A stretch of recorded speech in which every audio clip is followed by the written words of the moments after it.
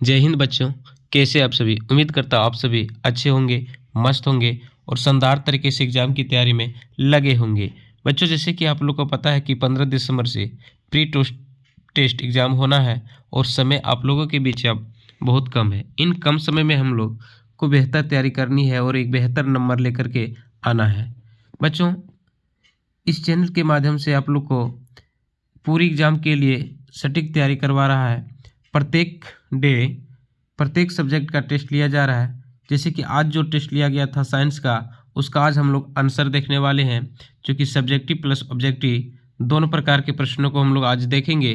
तो सबसे पहले ग्रुप ए के जो ऑब्जेक्टिव टाइप के प्रश्न थे, ठीक है, जो अति एकदम लघुत्तरीय प्रश्न थे, उन प्रश्नों को सबसे पहले देखते हैं, जो कि 1 से लेकर के 10 तक था, ठीक है, और प्रत्येक प्रश्न जो थे 1-1 अंक के थे। तो सबसे पहले हम लोग उन प्रश्नों का देखते हैं। सबसे पहला प्रश्न जो पूछा गया था आपका टेस्ट में कि अमीटर किसको मापता है। बच्चों, आपसे पूछा गया था अमीटर जो है, जिसको ए मीटर भी कहते हैं, किसको मापता है। तो यह विद्युत धारा को मापता है। विद्युत धारा का ऐसा ही मात्रा क्या होता है बच्चों? तो कहोगे सर एम्पियर होता है, ठीक है। चलिए, सीने बार किसका अयस्क है। देखिए, सीने बार जो है वो किसका अयस्क है। तो बच्चे आप याद रखोगे, सीने बार जो है वो पारा का अयस्क है। प्लास्टर ऑफ पेरिस का रासायनिक सूत्र क्या है। तो बच्चों, प्लास्टर ऑफ पेरिस का जो रासायनिक सूत्र होता है CSO4 इंटू हाफ H2O। वहीं अगर आपसे जिप्सम का अगर पूछ दिया जाए तो CSO4 इंटू 2H2O होता है, ठीक है। चलिए, चौथा प्रश्न आपका था कि आँख के रंगीन भाग को क्या कहा जाता है। तो आँख के जो रंगीन भाग होता है उसको हम लोग आइरिस कहते हैं, ठीक है। तो यहाँ पे सही उत्तर हो जाएगा आइरिस। साथ ही साथ बच्चों, आप लोग याद करते जाओगे, यहाँ पे दिया हुआ है, देखिएगा कि नेत्रदान। तो नेत्रदान में कोई व्यक्ति क्या दान करता है। तो नेत्र का जो कॉर्निया भाग होता है उसे दान किया जाता है, ठीक है। पूछा जाता है आप लोग से कि नेत्र की किस भाग में प्रतिबिंब बनता है। तो रेटिना में प्रतिबिंब बनता है। किस प्रकार का प्रतिबिंब बनता है बच्चों? तो कहोगे सर वास्तविक एवं उल्टा बनता है।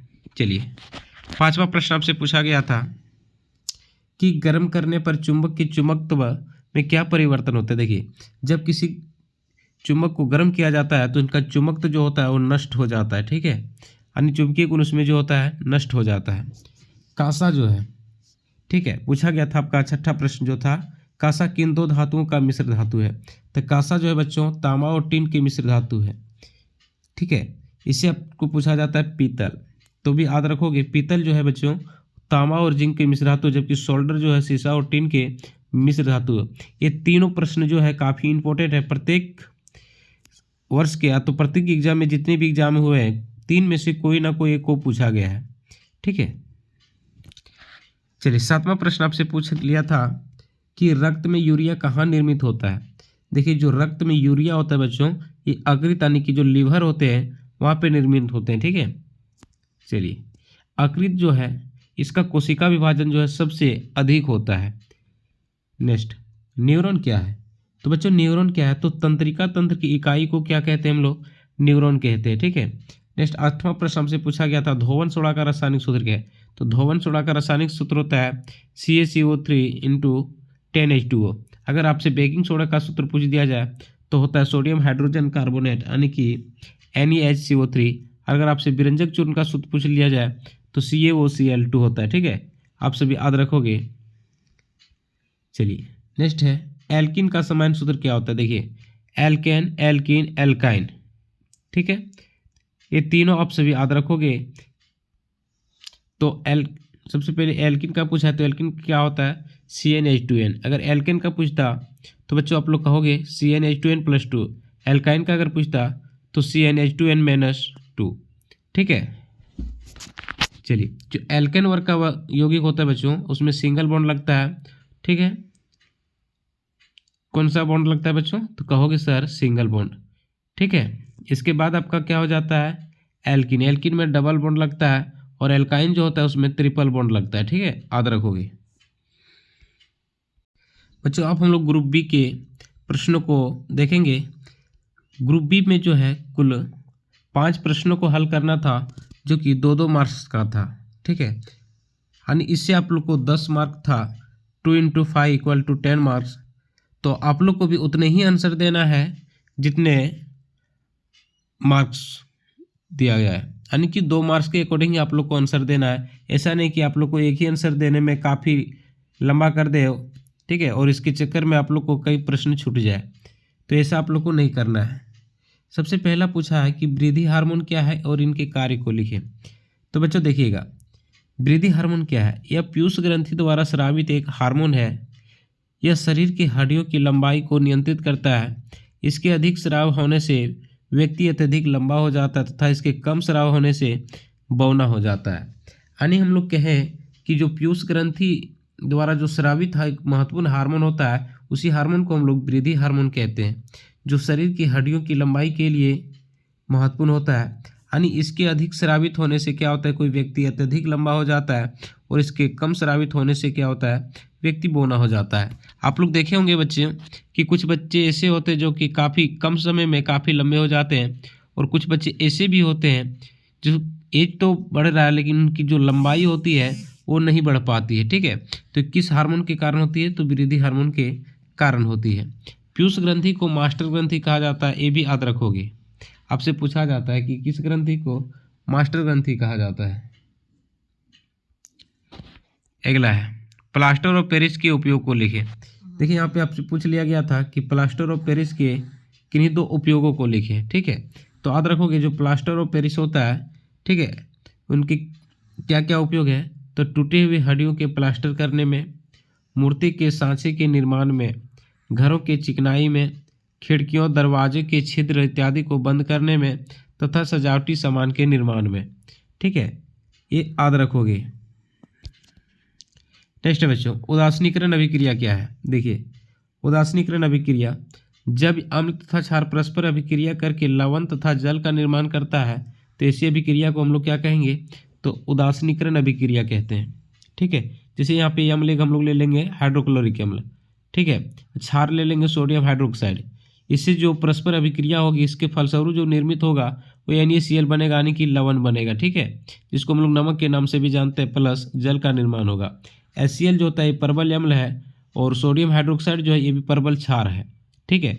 सोडियम हाइड्रोक्साइड का जो है pH मान 10 होता है, जबकि HCl का जो pH मान होता है वो 0 पॉइंट कुछ होता है, यानी कि 0 के हम लोग बराबर मानते हैं। नेक्स्ट बच्चों, सहजातीय समूह से आप क्या समझते हैं? देखिए कार्बनिक यौगिकों का वह समूह जिसका सामान्य सूत्र एवं क्रियात्मक समूह एक समान होता है उसे सजातीय समूह कहते हैं। जैसे CH4, ठीक है, हम लोग इसको क्या कहेंगे? मीथेन। ये क्या हो जाएगा? इथेन। ये क्या होगा? प्रोपेन। यानी ये सारे जितने भी यौगिक हैं सब एल्केन वर्ग के यौगिक है, ठीक है। इनकी संरचना सूत्र क्या होगी? समान होंगे, तथा इनमें जितने भी क्रियात्मक समूह है सब समान है, ठीक है। तो कार्बनिक यौगिक का वह समूह जिनका समान सूत्र एवं क्रियात्मक समूह एक समान होता है उसे हम लोग सजातीय समूह कहते हैं। चलिए नेक्स्ट प्रश्न देखते हैं बच्चों, हाइड्रोजनीकरण क्या है? तो देखेंगे निकेल उत्प्रेरक की उपस्थिति में, किसकी उपस्थिति में? तो कहोगे बच्चों निकेल उत्प्रेरक की उपस्थिति में असंतृप्त हाइड्रोकार्बन हाइड्रोजन से अभिक्रिया करके संतृप्त हाइड्रोकार्बन बनाने की जो क्रिया होती है उसी को हम लोग हाइड्रोजनीकरण कहते हैं। इसके फलस्वरूप क्या होता है? वनस्पति तेल से वनस्पति घी का निर्माण किया जाता है, ठीक है, आदर्घों की। चलिए नेक्स्ट देखेंगे, संयोजन अभिक्रिया वियोजन अभिक्रिया के विपरीत माना जाता है, क्यों? यही प्रश्न आपसे पूछा गया था ना बच्चों कि संयोजन अभिक्रिया जो है वो वियोजन अभिक्रिया के विपरीत क्यों माना जाता है। तो एक एक करके पहले हम लोग अध्ययन करेंगे। देखिए संयोजन अभिक्रिया क्या होती है? तो जब 2 या 2 से अधिक अभिकारक आपस में मिलकर के एक बड़े पदार्थ अथवा एकल पदार्थ का निर्माण करता है तो ऐसी अभिक्रिया को हम लोग संयोजन अभिक्रिया कहते हैं। जैसे मान के लिए कार्बन और ऑक्सीजन ये दोनों क्या है? अभिकारक है, ठीक है। जो अभिक्रिया में भाग लेता है उसको हम लोग अभिकारक कहते हैं। ये दोनों अभिकारक आपस में मिल करके क्या बनाया? तो कार्बन डाइऑक्साइड बनाया, उसको हम लोग उत्पाद कहते हैं या तो फिर प्रतिफल कहते हैं, ठीक है। तो कार्बन और ऑक्सीजन 2 अभिकारक आपस में मिला और इसके फलस्वरूप क्या बना? तो कार्बन डाइऑक्साइड बना, ठीक है। तो ये क्या कहलाया? उत्पाद। तो जब 2 या 2 से अधिक अभिकारक आपस में मिलकर एकल पदार्थ का निर्माण करता है तो उसे संयोजन अभिक्रिया कहते हैं। ठीक इसके विपरीत क्या होता है? वियोजन अभिक्रिया में एक बड़े यौगिक अभिक्रिया के फलस्वरूप विघटित होकर 2 छोटे छोटे यौगिकों में विभाजित हो जाता है। जैसे यहाँ पे देखोगे बच्चों कैल्शियम कार्बोनेट एक बड़ा यौगिक है, ठीक है, इसको हम लोग चूना पत्थर के नाम से भी जानते हैं, संगमरमर के नाम से भी जानते जान। ठीक है, इसमें जब हम लोग उष्मा देंगे तो ये वियोजित होगा, नहीं टूटेगा। टूटेगा तो क्या बनाएगा, calcium oxide plus CO2। Calcium oxide को क्या कहा जाता है, तो बिना बुझा हुआ चूना कहा जाता है, आप सभी याद रखोगे।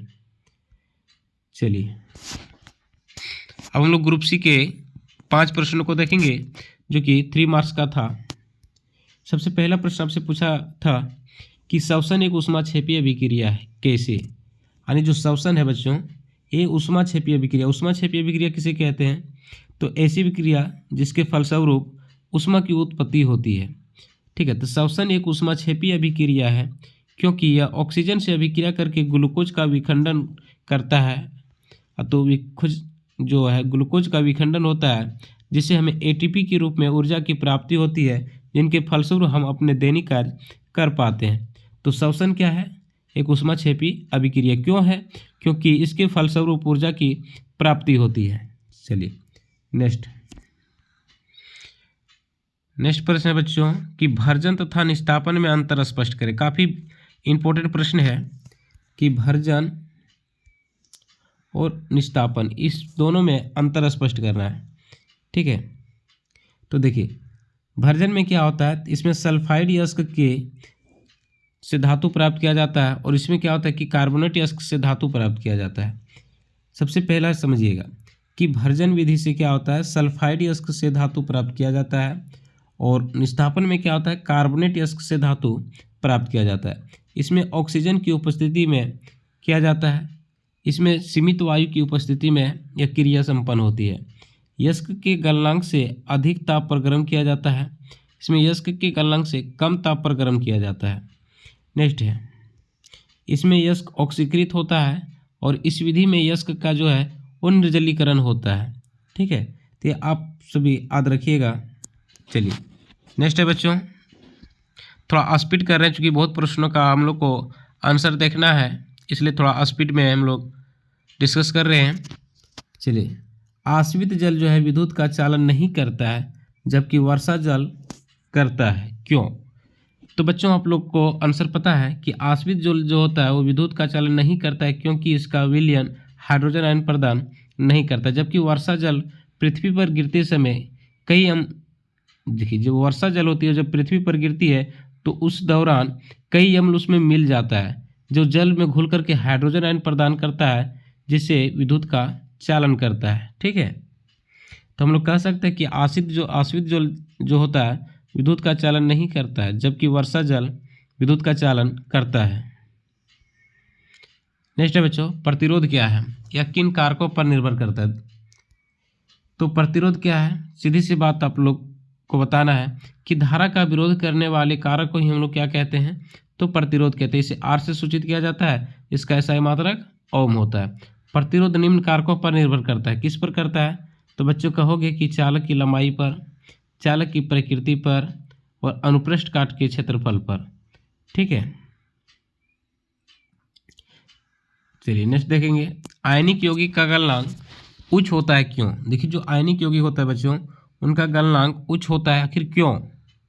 तो आयनिक यौगिक का गलनांक उच्च होता है क्योंकि ये एक मजबूत आयनिक आकर्षण बल के कारण जुड़ा होता है, जिसको तोड़ने के लिए अधिक ऊर्जा की आवश्यकता होती है, इसलिए इसका गलनांक जो है बच्चों उच्च होता है। नेक्स्ट, जब लोहे की कील को कॉपर सल्फेट के विलयन में डुबाया जाता है तो इसका रंग बदल जाता है, क्यों, वाई। यानी जब लोहे की जो कील होती है उनको कॉपर सल्फेट के कोई विलयन में डुबा दिया जाए तो इनका रंग जो होता है वो परिवर्तित हो जाती है, यानी कि चेंज हो जाती है। क्यों होता है, तो इसलिए होता है क्योंकि लोहे की जो कील है कॉपर सल्फेट के विलयन से जो कॉपर को होता है उनको विस्थापित कर देता है और आयरन ऑक्साइड का निर्माण कर लेता है। ठीक है, जिस कारण से क्या होता है कि इनका जो रंग है वो नीला से हरा हो जाता है। जैसे मान के लिए यहाँ पे Fe आयरन है, ये कॉपर सल्फेट के विलयन में डुबाएंगे, यानी इससे अभिक्रिया करेगा तो क्या बनेगा, आयरन सल्फेट। ठीक है, और कॉपर को क्या हो जाएगा, इसको विस्थापित कर देगा, जिस कारण से इसका रंग जो है वो हरा हो जाता है। नेक्स्ट है, समांतर क्रम संयोजन से आप क्या समझते हैं, R1 R2 R3 तीन प्रतिरोधों के लिए समतुल्य व्यंजक प्राप्त करें, यही था ना प्रश्न बच्चों। तो सबसे पहले हम समांतर क्रम संयोजन क्या होता है एकदम सटीक भाषा में समझेंगे। जब दो या दो से अधिक प्रतिरोधकों को एक दूसरे के समांतर संयोजित किया जाता है तो इस प्रकार के संयोजन को क्या कहते हैं, समांतर क्रम संयोजन कहते हैं। जैसे यहाँ पे आप लोग देख पा रहे हैं कि R1, R2 तथा R3 तीन प्रतिरोध है, तीनों को आप लोग देख रहे हैं कि एक दूसरे के समांतर संयोजित किया गया एक परिपथ में। ठीक है, चलिए इनका कुल जो विभवांतर है वो भी है। चलिए अब इसको थोड़ा हम लोग व्यंजक प्राप्त करते हैं। माना R1, R2 तथा R3 तीन प्रतिरोध को पारस्परिक में संयोजित किया जाता है तथा इसे I धारा प्रवाहित करने पर इसमें कुल विभवांतर भी उत्पन्न होता है। ओम के नियमानुसार यानी ओम के नियमानुसार हम लोग जानते हैं कि I बराबर क्या होता है बच्चों, तो V/R। तो सबसे पहले I निकालेंगे, I1 धारा 1, तो यहाँ हो जाएगा V/R1। I2 बराबर हो जाएगा V/R2 और I3 बराबर हो जाएगा V/R3।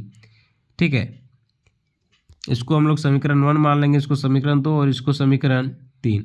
अब हम लोग क्या करेंगे कि समीकरण 1, 2 तथा 3 को जोड़ देंगे। तो यहाँ पे हो जाएगा I1 plus I2 plus I3 यानी सारे LHS को जोड़ेंगे, इधर जितना भी RHS है सभी को जोड़ देंगे। तो यहाँ पे कुल जो धारा हो जाएगा I हो जाएगा। ठीक है, यहाँ हो जाएगा V/R1 plus V/R2 plus V/R3। अब अगला हम लोग देखेंगे बच्चों, I यहाँ रहेगा, V यहाँ से हम लोग कॉमन ले लेंगे। तो अगर V यहाँ से कॉमन ले लेंगे तो हो जाएगा 1/R1, फिर उससे V निकाल लेंगे तो हो जाएगा 1/R2, फिर यहाँ से V कॉमन ले लेंगे तो हो जाएगा V/R3। ठीक है, तो I बराबर क्या होता है बच्चों, तो I बराबर होता है V/R। V को हम लोग काट सकते हैं यानी 1/R बराबर बच गया 1/R1 plus 1/R2 plus 1/R3। ठीक है, यही जो है पार्श्वक्रम संयोजन का व्यंजक है। अब मान के चलते हैं कि जब n प्रतिरोधकों को संयोजित किया जाता है, जब परिपथ में n प्रतिरोधों को संयोजित किया जाता है तो इनका जो समतुल्य प्रतिरोध होता है तो 1/R1 plus 1/R2 plus 1/R3 plus ... 1/Rn हो जाता है, जहाँ n क्या है, तो प्रतिरोधों की संख्या है।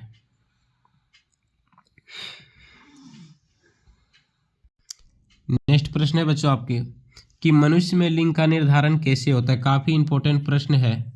ठीक है, तो मनुष्यों में जो लिंग का निर्धारण होता है वो किस प्रकार से होता है, तो मनुष्यों में लिंग का निर्धारण जो है गुणसूत्र के आधार पर होता है। हम जानते हैं कि पुरुषों में XY गुणसूत्र और मादा यानी जिसको महिलाओं जो हम लोग बोलते हैं उसमें XX गुणसूत्र पाया जाता है।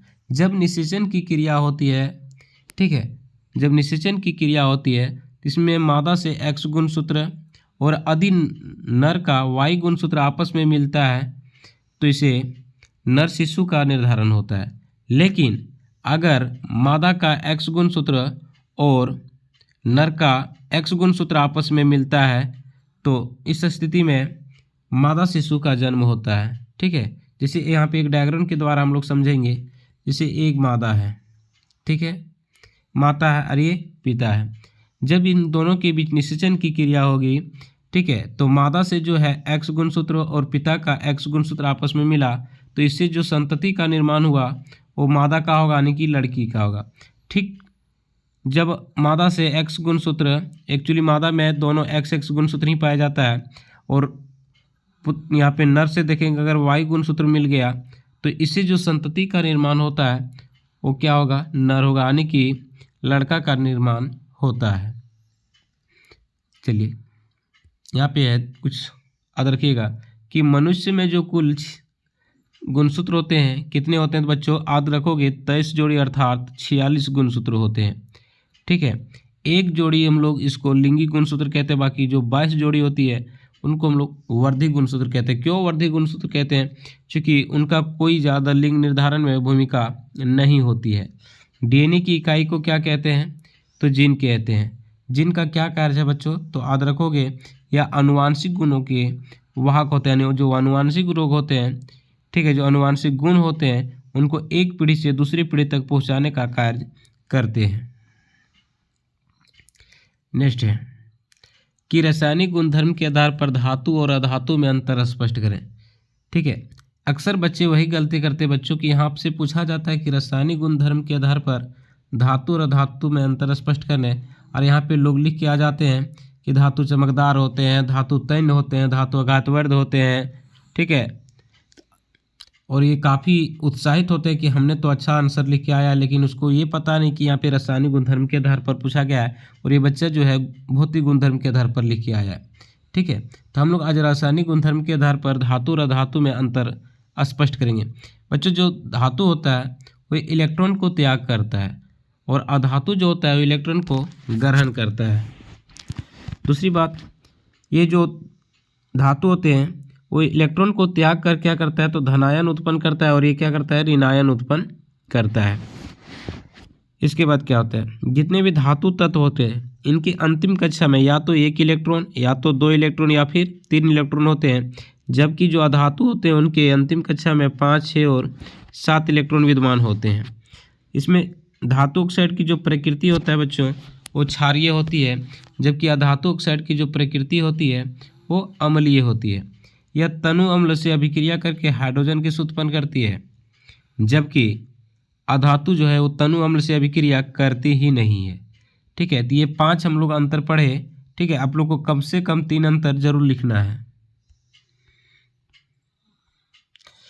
चलिए, उसी में एक और प्रश्न पूछा गया था टेस्ट में कि सोना, चांदी तथा प्लेटिनम का उपयोग आभूषण बनाने में किया जाता है, आखिर क्यों, ठीक है।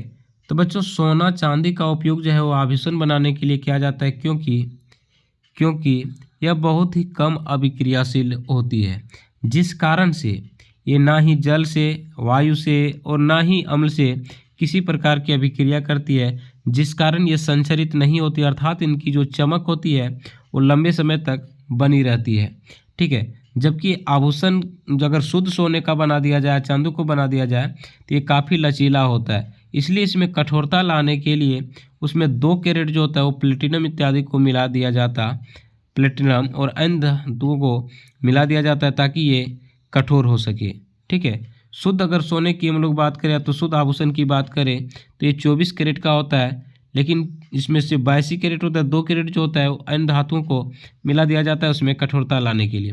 अगर आपसे पूछे कि सबसे कठोर धातु कौन है, तो बच्चों याद रखोगे प्लेटिनम। अगर सबसे कठोर पदार्थ आपसे पूछे या तो अधातु पूछे तो हीरा। हीरा किसका प्रूफ है बच्चों, तो याद रखोगे कार्बन का, ठीक है। चलिए नेक्स्ट, अगला है निकट दृष्टि दोष क्या था, इसके कारण तथा इनके निवारण का वर्णन करें, ठीक है। प्रत्येक एग्जाम में प्रश्न पूछा जा रहा है कि निकट दृष्टि दोष क्या है या फिर दूरदृष्टि दोष क्या है, ठीक है। तो इसमें आपसे पूछ लिया गया है कि निकट दृष्टि दोष क्या है। तो देखेंगे, ऐसा दृष्टि दोष जिससे पीड़ित अगर कोई व्यक्ति है तो इनकी निकट की वस्तु दिखाई दे देती है, बट जो दूर की वस्तु होती है बच्चों उनको स्पष्ट दिखाई नहीं पड़ती है, ठीक है। तो इसे दृष्टि दोष को हम लोग क्या कहेंगे, तो निकट दृष्टि दोष कहते हैं। इसे हम लोग मायोपिया के नाम से भी जानते हैं। इनका कारण क्या होता है, तो नेत्रगोलक का बढ़ जाना, यानी नेत्रगोलक बढ़ जाने के कारण होता है। इनमें जो वस्तु का प्रतिबिंब होता है वो रेटिना के पहले बन जाता है, ठीक है। कहाँ पे बनता है, तो रेटिना के पहले। अब इसका हम लोग निवारण कैसे करेंगे, तो डॉक्टर जो है उपयुक्त जो भी लेंस लगेगा, ठीक है, जिस क्षमता की लगेगी उसका अवतल लेंस की सहायता से इसको ठीक किया जाता है, ठीक है। यानी उसको अवतल लेंस का चश्मा लगा दिया जाएगा जिससे इनका निवारण हो जाएगा। एक न्यूमेरिकल पूछा था आपसे, देखिए कि 5 सेंटीमीटर लंबा कोई बीम 10 सेंटीमीटर फोकस दूरी के किसी अवतल दर्पण से 25 सेंटीमीटर की दूरी पर रखा जाता है, तो प्रतिबिंब की स्थिति, प्रकृति तथा साइज ज्ञात करें। काफ़ी इंपॉर्टेंट प्रश्न है बच्चों, VVI है, ठीक है। तो यहाँ पे दिया हुआ है, यानी कि जो ऊंचाई है 5 सेंटीमीटर, उनकी जो फोकस दूरी है कितनी है, 10 सेंटीमीटर, वस्तु की जो दूरी है जिसको हम लोग बीम की दूरी बोलते हैं 25 सेंटीमीटर दिया हुआ है, ठीक है। हम लोग प्रतिबिंब की दूरी पूछ लिया है और प्रकृति पूछ लिया है और प्रतिबिंब की ऊंचाई पूछ लिया है। तो बच्चों हम लोग दर्पण सूत्र से जानते हैं, दर्पण सूत्र क्या होता है, तो 1/v + 1/u = 1/f। 1/v रहने देंगे। u का मान कितना है बच्चों, तो यहाँ पे देखिए u का मान कितना है, -25 सेंटीमीटर, यहाँ बैठा देंगे 1/f -25 सेंटी। अब प्लस इंटू माइनस क्या हो जाएगा, तो इसलिए यहाँ हो गया माइनस इक्वल टू 1/f। अब एफ का मान कितना है बच्चों, तो एफ का मान -10, तो हो जाएगा 1/-10। ठीक है, तो 1 भी रहेगा यहाँ पे 1/10। यहाँ देखिए माइनस में 1/25 है, इधर ले जाएंगे तो क्या हो जाएगा, तो प्लस में हो जाएगा। तो 1/b इसको जब कैलकुलेट करोगे तो भी बराबर आ जाएगा -50/3। ठीक है, -50/3, अर्थात इनकी जो प्रकृति होगा प्रतिबिंब वास्तविक, उल्टा एवं छोटा बनेगा। ठीक है, चलिए अब इसमें हम लोग को पूछा गया था प्रतिबिंब की ऊंचाई। तो बच्चों आवर्धन सूत्र से आप लोग जानते थे, आवर्धन m बराबर क्या होता है, तो -v/u इक्वल टू h1/h या तो h2/h1 होता है। ठीक है, तो हम लोग को निकालना क्या था, तो हम लोग को निकालना था प्रतिबिंब की ऊंचाई, यानी h2 निकालना था, h1 दिया हुआ है। ठीक है, तो यहाँ पे बैठाओगे, h2 कितना है नहीं पता, h2 निकालना है। ठीक है, तो h2 निकालना बराबर क्या हो जाएगा, h1 इंटू v/u। ठीक है, तो यहाँ पे इसको सबको पुट कर दीजिए और इसको जब कैलकुलेट कीजिएगा तो इसका आंसर हो जाएगा -10/3 इक्वल टू -3.3 सेंटीमीटर। तो बच्चों ये कुल जो टेस्ट था उनका हम लोग सारे सब्जेक्टिव प्लस ऑब्जेक्टिव प्रश्नों का आज विश्लेषण किए। ठीक है,